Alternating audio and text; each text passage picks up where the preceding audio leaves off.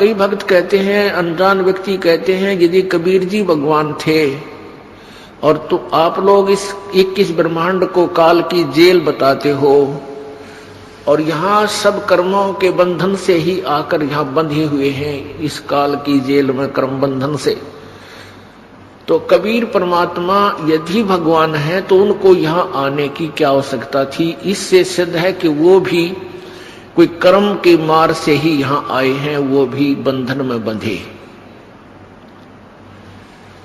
पुण्यात्माओं, ये अनाड़ी सोच होती है। आध्यात्मिक ज्ञान से अपरिचित व्यक्ति के अंदर ऐसे शंका रूपी खरपतवार का उपज जाना कोई बड़ी बात नहीं। एक चुटकुला है छोटा सा। एक जेल के अंदर एक कैदी, वहां कैदियों की ड्रेस ऐसी होती थी, सिर पर टोपी और पजामा और कुर्ता। तो एक दिन भारत के प्रधानमंत्री जी पंडित जवाहरलाल नेहरू जी ने किसी जेल का निरीक्षण करना था और कैदियों को स्टैंड टू कर दिया कि आज भाई प्रधानमंत्री आ रहे हैं, पंडित जवाहरलाल नेहरू जी, और सबको कहा भी अपना ठीक ठाक रहिए, हो सकता है मेर कर दें तो किसी की कैद को भी माफ कर सकते हैं वह।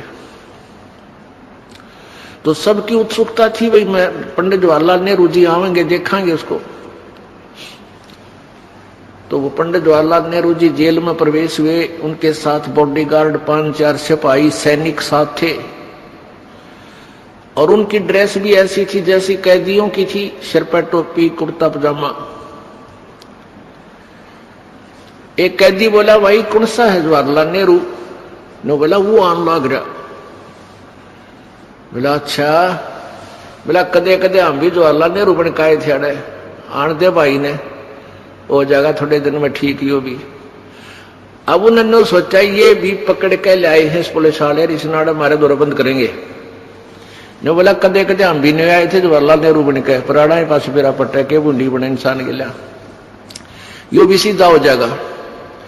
तो पुण्यात्माओं, उनकी इतनी ही सोच थी कि इस कैद में कैदी ही आते हैं और पुलिस वाले ऐसे ही पकड़ कर लाते हैं या छोड़ जाते हैं।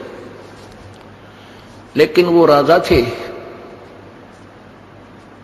वो किसी अपराध के कारण उस जेल में नहीं गए थे।